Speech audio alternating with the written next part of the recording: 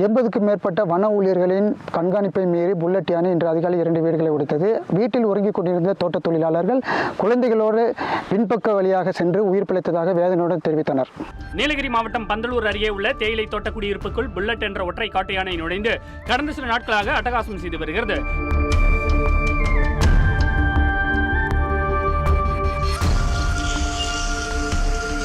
அரிசி, பருப்பு போன்ற உணவுப் பொருட்களை உண்பதற்காக வீடுகளை உடைப்பது, மனிதர்களை தாக்குவது போன்ற சம்பவங்களில் புல்லட் யானை ஈடுபடுவதால் மலை கிராம மக்கள் அச்சத்தில் உறைந்துள்ளனர்.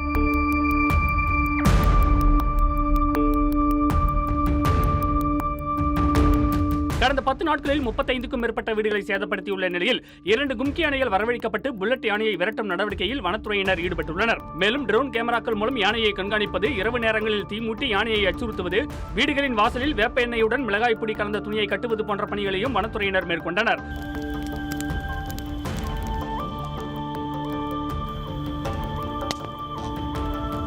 ஆனால் இதற்கெல்லாம் புல்லட் யானை மசியாததால் அதனை பிடிக்க வலியுறுத்தி அப்பகுதி மக்கள் இன்று மீண்டும் போராட்டம் நடத்தியதால் பரபரப்பு ஏற்பட்டது. இதுகுறித்து காவயல் பகுதியைச் சேர்ந்த சிம்பு ராஜதுரை கூறுகையில், இந்த புல்லட்னு சொல்கிற யானை நம்ம பகுதியில் நிறைய அட்டகாசம் பண்ணிக்கிட்டு வருது. குறைஞ்சது பார்த்தீங்கன்னா ஒரு 35 வீடெல்லாம் அடிச்சிருக்கும். இன்றைக்கி காலையில் டேண்டி மக்கள் எங்கள் ஏரியாவில் உள்ளவங்க யாருமே வேலைக்கு போகாமல் இன்றைக்கி போராட்டத்தில் ஈடுபட்டோம். வனத்துறை 6 மணிக்கு மேலே வெளியே போகாதீங்க, வீட்டுக்குள்ளே இருங்க, வீட்டை விட்டு வெளியே போகாதீங்க அப்படின்னு சொல்கிறாங்க. சரின்ட்டு நாங்கள் வீட்டுக்குள்ளே இருக்கோம். வீட்டுக்கு வீடையும் உடைக்குது யானை. அப்போ நாங்கள் எங்கே போகிறது? நிம்மதியாக தூங்க முடியல. இதனிடையே புல்லட் யானையை மயக்க ஊசி செலுத்தி பிடிக்க வாய்மொழி உத்தரவு வந்துள்ளதாக மாவட்ட வன அலுவலர் வெங்கடேஷ் பிரபு தெரிவித்துள்ளார். புல்லட் யானையை மயக்க ஊசி செலுத்தி பிடிப்பதற்காக இடத்தை தேர்வு செய்யும் பணியில் கால்நடை மருத்துவர்கள் மற்றும் வனத்துறையினர் ஈடுபட்டுள்ளனர். அதற்காக 2 கும்கிகள் வரவழைக்கப்பட்டுள்ளது. ரஞ்சித். நன்றி சுரேஷ்.